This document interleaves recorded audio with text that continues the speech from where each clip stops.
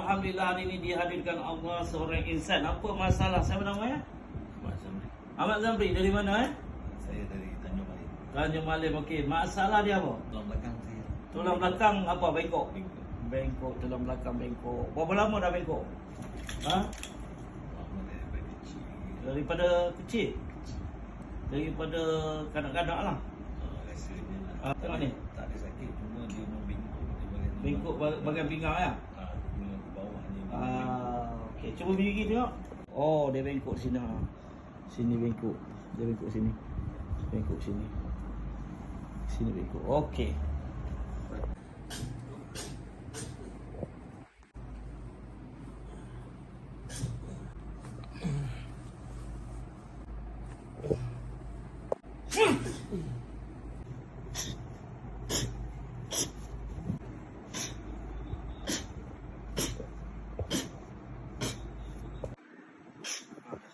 Okey, alhamdulillah hari ini diizinkan Allah. Okey, abang nama siapa ni? Zamri. Dari? Tanjung Malik. Okey, bau kiri kanan dah lurus. Okey, rasa macam mana sekarang? Pinggang yang bengkok. Rasa lebih selesa lah. Rasa tegak dah? Okey. Daripada kecil tulang bengkok Jadi hari ini diizinkan Allah Taala sekali kita buat terapi terus tegak Alhamdulillah. Jadi kita tadi buat rawatan menggunakan krim Aura Capsicum.